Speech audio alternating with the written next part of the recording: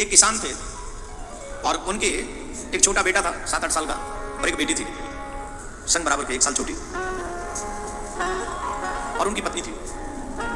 वो जो किसान था वो बड़ा शिव भक्त था, बहुत शिव भक्त। उन्हीं के गांव में शिवालय था।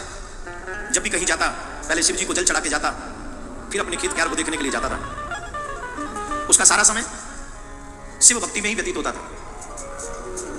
गृहस्थ के कार्य करता था, सब कार्य करता रहता था, पर शिव जी को भूलता नहीं था। यही उसकी शिव भक्ति थी। एक बार वो खेत पे जा रहा था तो उसके बच्चे ने कहा कि पिताजी मैं भी आपके साथ खेत पे चलूंगा। पिताजी ने कहा अगर तुम्हारी पढ़ाई पूरी हो गई हो तो चलो मेरे साथ, तुम चलो, कोई बुराई नहीं, चलो। बेटी बोली मैं भी चलूंगी, जब ये जा रहा है तो मैं भी जाऊंगी। चलो कोई बात नहीं, तुम भी चलो। बेटा बेटी पत्नी पति दोनों अपने बच्चों के साथ, पति पत्नी दोनों ही चले गए, खेत पे गए। दोनों बहन भाई वहीं मेड़ पे बैठे हुए थे, खेल रहे थे और पति पत्नी खेत का काम कर रहे थे। एक विचित्र सी घटना घटी। खेत में से सांप निकला और अचानक से सांप ने उस बच्चे को खा लिया, काट गया। बच्ची चिल्लाई, भैया को सांप ने खा लिया, भैया को सांप ने खा लिया, भैया को सांप ने खा लिया, चिल्लाई। पिता दौड़े, आया ये क्या हो गया, कैसे हो गया? दौड़ते हुए गए, अरे कोई मेरे बच्चे को बचाओ, मेरे बच्चे को बचाओ, मेरे बच्चे को बचाओ। पूरे गांव में शोर मच गया, अरे फलाने के बच्चे को सांप ने खा लिया, सांप ने खा लिया, सांप ने खा लिया। शोर मच गया। गांव में तो कोई ऐसा वैद्य भी नहीं था, पर अचानक से वहां से एक वैद्य कोई निकल रहा था, किसी दूसरे गांव में जा रहा होगा। सुना तो वैद्य ने कहा अरे भाई क्या हो गया, बच्चे को सांप ने खा लिया। बोले हाँ जी। अरे बोले चिंता मत करो, हम देखते हैं। वैद्य ने कुछ जड़ी बूटी ली, उस जगह को पुश किया, ज्यादा ज्यादा जहर निकाला, जड़ी बूटी लगा दी। बोले लो 2-4 दिन जड़ी बूटी को लगाना, तुम्हारा बच्चा ठीक हो जाएगा, भगवान ने चाहा सब ठीक होगा। ठीक है। इसके बच्चे को सांप ने खाया। ये मन ही मन शिव जी को कोस रहा था, शिव जी हे भोलेनाथ, मैंने कभी किसी का बुरा नहीं किया, बुरा करने का विचार भी कभी मन में नहीं आया। एक तो मैं पहले से ही गरीबी की जिंदगी जी रहा हूं, बड़ी मुश्किल से, बहुत मुश्किल से अपने बच्चों को पाल पा रहा हूं।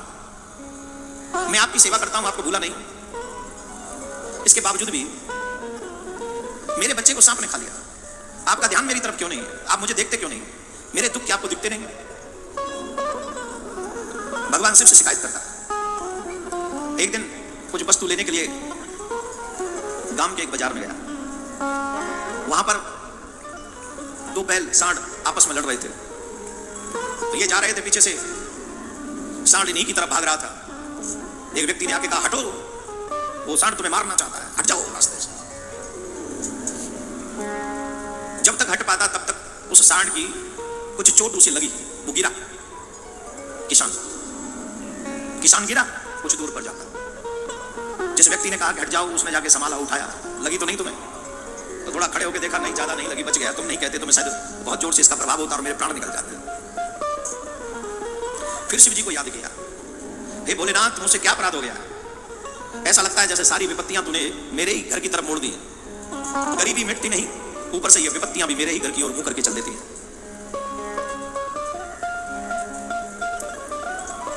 कुछ दिन निकले। एक दिन इसने अपने खेत में गेहूं बोए। संयोग से बोले बाबा ने थोड़ी कृपा की, बोले चलो इसकी थोड़ी गरीबी मिटाने का प्रयास करें। भक्त जब ज्यादा जिद करता है तो भगवान भी फिर कुछ ना कुछ तो प्रयास करते ही हैं। गांव में सबसे अच्छे गेहूं इसके हुए, सबसे अच्छे। सभी लोगों के खेतों में गेहूं इस बार बेगरे बेगरे हुए थे, बेगरे, और इसके बड़े घने थे, बड़ी फसल अच्छी थी। गेहूं पक गए, गेहूं पे दाएं चल गई। आजकल तो ट्रैक्टर से निकलवा देते, मशीन से निकलवा देते, पहले दाएं चलती थी, बैलों को ऊपर चलाते थे, फिर ऐसे हवा में उसको क्या बोलते, उसको क्या करते थे, बरसाते थे। हाँ, हवा में उसे बरसाते थे, भूस भूसा लगड़ जाता था, गेहूं गेहूं अलग रह जाते थे। फिर भूस को पशुओं के लिए, गेहूं को मानवों के लिए रखते थे। तो ये सब कार्य करने में उसे रात हो गई, शाम हो गई, शाम से अंधेरा होने लगा। तो किसान ने अपनी पत्नी से कहा, देवी हमको ऐसा लगता है कि अब रात होने वाली है और अभी तो ये सब ठीक नहीं होगा। बच्चे वहां घर पे अकेले हैं, तुम बच्चों के पास चली जाओ। रात्रि में इस फसल को अकेला छोड़ना ठीक नहीं, तो मैं यहीं सो जाता हूं। बोले हाँ ये बात ठीक। तो किसान लोग खेत पे सोते, आज भी सोते हैं। हालांकि आजकल तो मशीनों से निकाल लेते, पहले ही सिस्टम नहीं था। तो किसान वहीं सो गया, उसी जगह। अब वो तो चली गई पत्नी घर, पत्नी घर चली गई, ये अपने खेती और रास्ते के पास जो अनाज था वहीं लेट गया। अब अचानक से देखता भयानक काले काले बादल गिराए। अब काले काले बादलों को देखकर कि किसान के दिल की धड़कन तेज हो गई। कहने लगा बोले अब ऐसा मत करना, अब ऐसा मत करना। इतना तो कहना ही था कि भयंकर मूसलाधार बारिश हुई, भयंकर मूसलाधार बारिश हुई और उसका अनाज खेत में इधर उधर बिखर गया। अब उससे नहीं रहा गया, उसका विश्वास टूट गया। बोले या तो बोले तुम हो नहीं, हो तो बड़े निर्दयी हो, तुम बहुत निर्दयी हो, तुम भगवान नहीं हो सकते। दौड़ा दौड़ा गया शिव जी के मंदिर में। शिव जी के मंदिर में माथा पटक पटक के रोने लगा और कहने लगा मुझे उसे बताओ जो तुमसे भगवान तुमको भगवान कहते। तुम निर्दयी हो, तुम्हारे पास हृदय नहीं है, मेरी गरीबी तुमको दिखती नहीं है, मेरा संकट तुम समझते नहीं हो। मेरे बच्चे को सांप ने काट लिया, मुझे बैल ने मार दिया, जीवन भर से गरीबी भोग रहा हूं, कभी किसी के साथ बेईमानी नहीं की, चोरी नहीं की, तुम्हारी सेवा की, तुम्हें याद किया। आज थोड़ी सी खुशी मेरे घर आ रही थी, फसल आ रही थी, अच्छी फसल हो गई थी, मन प्रसन्न हो रहा था, तुमसे मेरी ये प्रसन्नता न देखी गई। महादेव बरस पड़े बादल बनकर बहा दिया मेरे अनाज को। यही है तुम्हारी भगवत्ता, ऐसे ही समझ लो मैं तुम्हें भगवान। कैसे भगवान हो तुम? वो सर पटकने लगा महादेव के शिवलिंग पर, रक्त बहने लगा उसके माथे से। बहते हुए रक्त को महादेव अधिक देर न देख सके और भगवान शिव स्वयं प्रकट हो गए। बोलो शंकर भगवान की जय।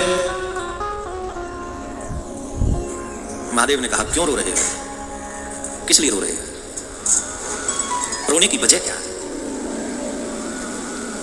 किसान रोता हुआ बोला अभी भी मेरे रोने की वजह सुनना चाहते हो? आप भगवान हो, आप जानते नहीं।